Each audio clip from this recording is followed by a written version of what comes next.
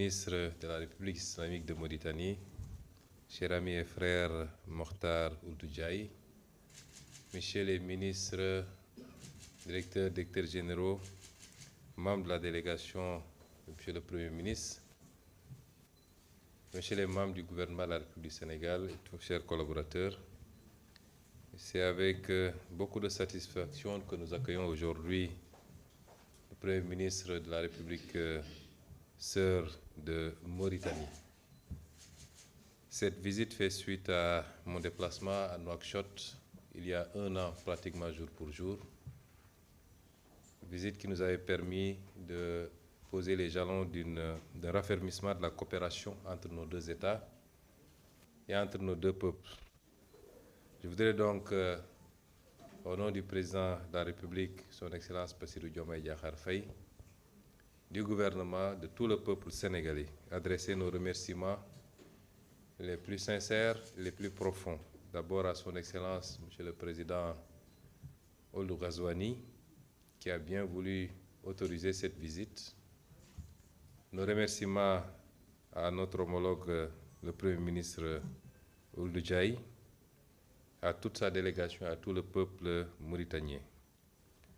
Cette visite est importante parce qu'elle nous permet une fois de plus de réaffirmer le caractère singulier, particulier des relations entre la République islamique de Mauritanie et la République du Sénégal. Relations qui dépassent, qui transcendent les âges, les générations, deux pays et deux peuples qui sont liés par la géographie, puisqu'ils sont frontaliers, qui sont liés par l'histoire très profonde, mais qui sont liés aujourd'hui par une communauté de destin dans la gestion partagée d'un certain nombre de ressources.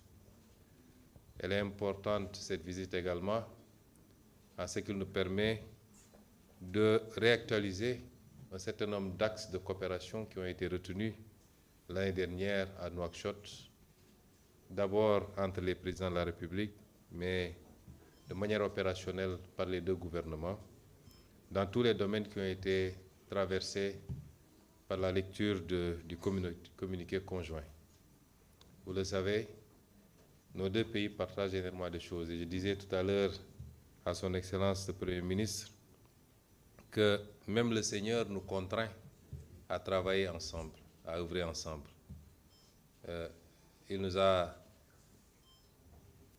fait partager un fleuve qui est une ressource extrêmement importante et nos devanciers ont pu, de manière réfléchie et responsable, mettre en place un cadre de coopération et de gestion de cette ressource, aussi bien sur le plan hydraulique que sur le plan de l'électricité.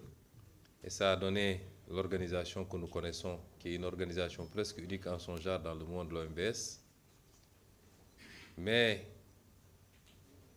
on aurait pu avoir chacun de son côté ses réserves de gaz, mais Dieu ne l'a pas voulu ainsi. Il nous a fait partager également cette ressource extrêmement précieuse. Le message qu'il faut en comprendre, c'est que nous sommes condamnés à travailler, à vivre, à évoluer ensemble et de manière intelligente. Et c'est en dialoguant, en discutant, en se retrouvant tout le temps que nous pourrons le faire de la manière la plus parfaite et pour le grand intérêt de nos peuples.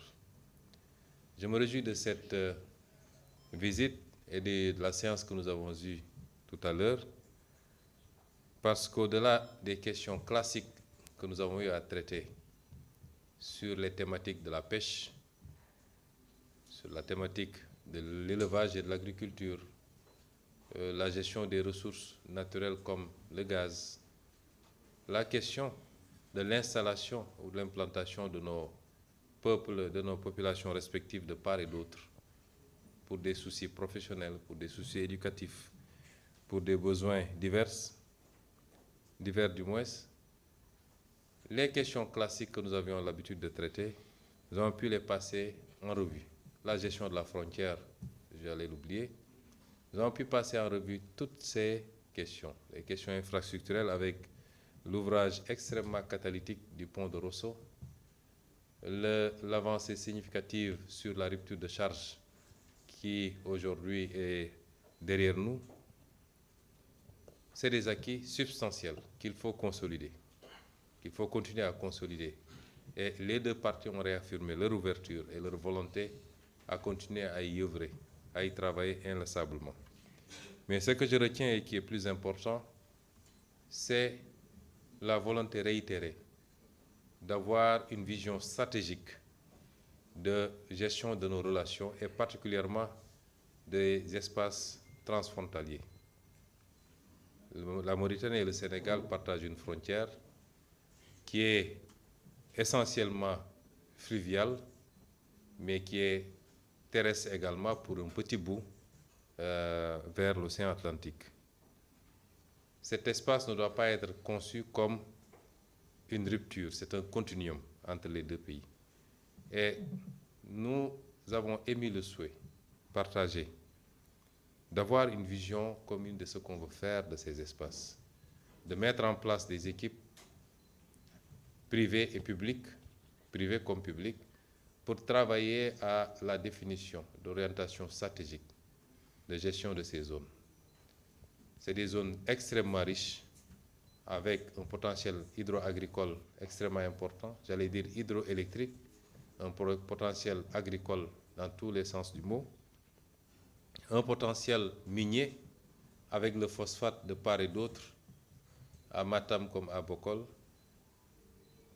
un potentiel en matière de ressources halieutiques extrêmement importantes. Je ne parle pas du gaz, je ne parle plus de ce qu'on a pu faire jusqu'à présent. Et aujourd'hui, il nous faut faire des choix. Soit on les gère de manière séparée, isolée, chacun de son côté, et on s'inscrit dans une logique tôt ou tard de concurrence qui n'est pas optimale ni opérationnelle, ou bien nous travaillons à une gestion collégiale, collective, réfléchie, qui nous permettrait de mettre ensemble nos ressources, nos possibilités financières, nos ressources humaines, nos énergies, dans un cadre de bénéfices recherchés mais partagés, équilibrés. Et en ce moment, ce seront des zones de prospérité et de richesse partagée. Et c'est cette deuxième option que nous avons retenue. Et nous allons y travailler, chez le Premier ministre et moi-même, sur directive de leurs excellences, les deux présidents de la République, pour faire de ces zones des zones de prospérité partagée, des zones de pacification entre les États et entre les peuples, et non pas des zones de compétition ou des zones de tension.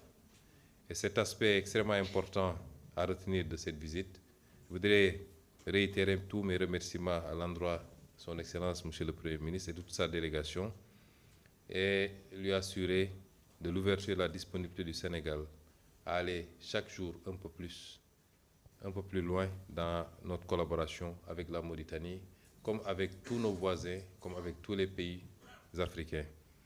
Je voudrais terminer par remercier encore une fois Monsieur le Premier ministre sur les actes extrêmement importants que la République islamique de Mauritanie a posés depuis l'avènement au pouvoir de Son Excellence, Président Bassirou Diomaye Diakhar Faye. Des pas extrêmement importants, des accords historiques ont été signés. Je voudrais en citer que l'accord qui permet aujourd'hui de dépasser la problématique des conditions d'installation des populations de part et d'autre, la levée de toutes les obstructions, de tous les obstacles à l'installation de part et d'autre, notamment sur les conditions de délivrance des séjours, la non-exigence des permis de travail, la levée des frais qui étaient extrêmement lourds à supporter par les concitoyens, mais également sur le plan de la pêche avec le renouvellement des accords de pêche, cette volonté de continuer à le faire. Monsieur le Premier ministre, soyez-en remerciés et comprenez que le Sénégal vous tend la main et restera un pays ouvert également pour la Mauritanie, pour toutes les préoccupations de cette République sœur. Je vous remercie de votre attention. Merci beaucoup, Monsieur le Premier ministre. Et nous passons la parole à Monsieur le Premier ministre El Mokhtar.